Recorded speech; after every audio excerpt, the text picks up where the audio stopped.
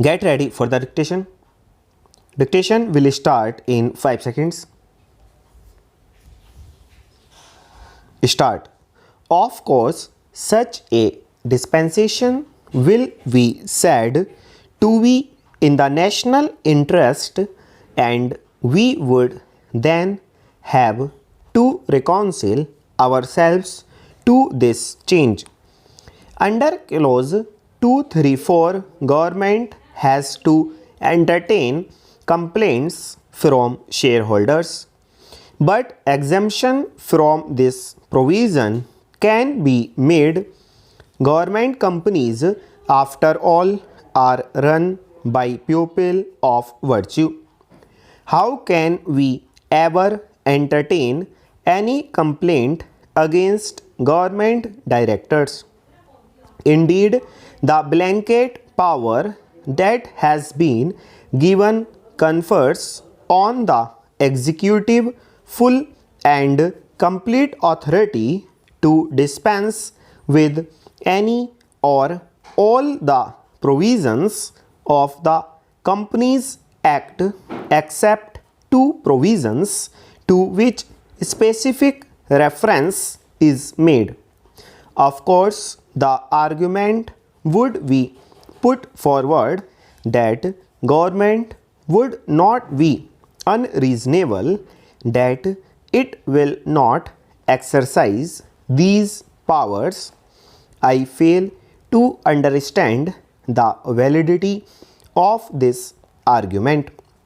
If you do not choose to exercise these powers, then why should Parliament give these powers to people who might not use them at some future date?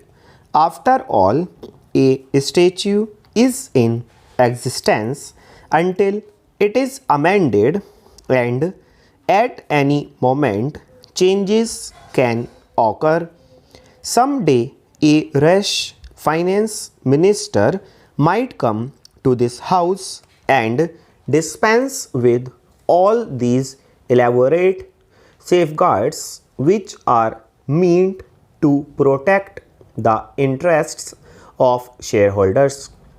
I think it is morally unjust and constitutionally improper to confer these blanket powers on government. Have the legal consequences of such powers being given been examined? I have grave doubts whether this particular provision is in conformity with Article 14 of our Constitution. We have, after all, a written constitution which assures equal protection under law. On what grounds of legality can we distinguish between shareholders in a government company and shareholders in a private company? I believe the courts would have something to say on this classification of categories which has been attempted by the joint committee. How can we strip them of their rights? The shareholders have already been stripped of their virtues by the government, which does not trust them, and now we are called upon to deprive them of their rights in government companies.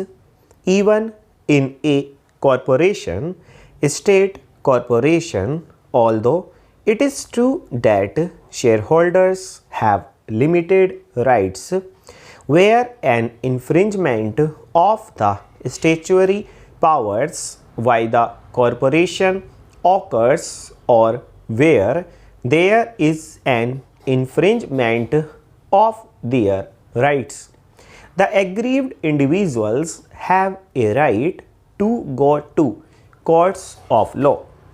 Under this peculiar provision, if it is held to be valid, it will mean that the government, if it so minded, can deprive shareholders of all their rights. It is in the fitness of things that the shareholders should be given a fair deal in future. Full stop.